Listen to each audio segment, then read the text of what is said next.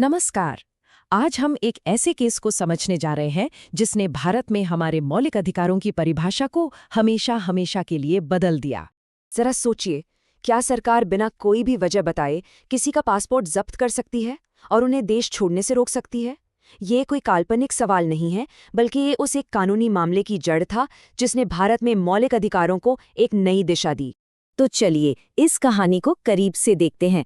ये कहानी एक पत्रकार की है जिसकी विदेश यात्रा करने की लड़ाई ने सिर्फ उसके लिए नहीं बल्कि हम सभी के लिए व्यक्तिगत स्वतंत्रता का मतलब ही बदल दिया। हुआ ये कि 1977 में मेनका गांधी को अचानक एक आदेश मिलता है कि उनका पासपोर्ट जब्त किया जा रहा है। और जब उन्होंने वजह पूछी तो सरकार ने बस इतना कहा कि ये आम जनता के हित में है, कोई और जवाब नहीं। और बस इसी एक घटना ने सुप्रीम कोर्ट को ये सोचने पर मजबूर कर दिया कि क्या हमारे मौलिक अधिकार वाकई नागरिकों की उतनी रक्षा कर रहे हैं जितनी उन्हें करनी चाहिए। अब ये समझने के लिए कि ये मामला इतना बड़ा क्यों था, हमें पहले ये देखना होगा कि उस समय अदालतें मौलिक अधिकारों को किस नज़र से देखती थी। देखिए, पहले की सोच ये थी कि मौलिक अधिकार अलग अलग डिब्बों की तरह हैं, एक का दूसरे से कोई लेना देना नहीं। लेकिन मेनका गांधी केस ने इस विचार को ही बदल दिया। इसने ये तर्क दिया कि ये अधिकार अलग थलग नहीं हैं, बल्कि ये तो एक दूसरे से गुंथे हुए हैं, एक दूसरे पर निर्भर हैं। और यहीं पर सुप्रीम कोर्ट एक शानदार समाधान के साथ आया। उन्होंने 3 बहुत ही जरूरी आर्टिकल्स को एक साथ जोड़ दिया, जिससे एक शक्तिशाली अवधारणा बनी, जिसे आज हम गोल्डन ट्रायंगल या सुनहरा त्रिभुज कहते हैं। इस त्रिभुज का पहला कोना है आर्टिकल 14 यानी कानून के सामने समानता। इसको एक रेफरी की तरह समझिए।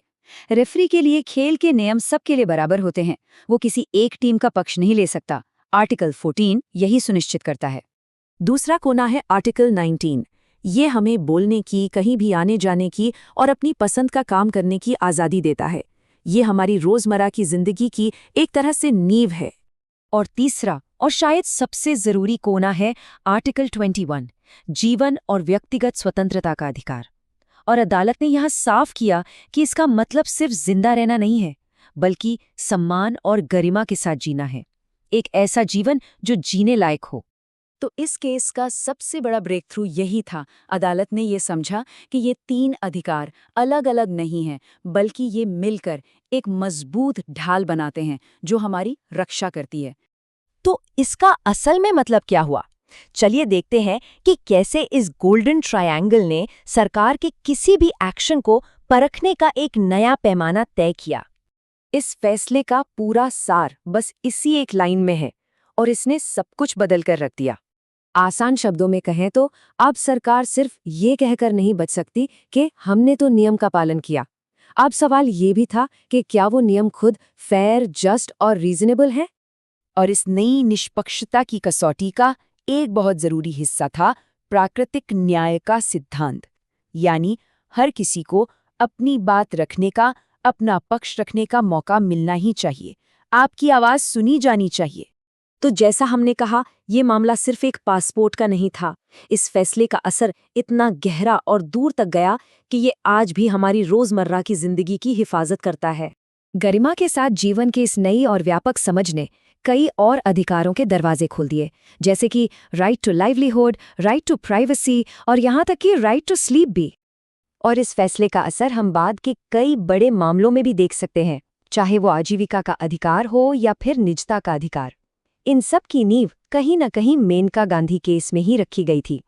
तो कुल मिलाकर बात यह है कि इस केस ने शक्ति के संतुलन को नागरिकों के पक्ष में झुका दिया।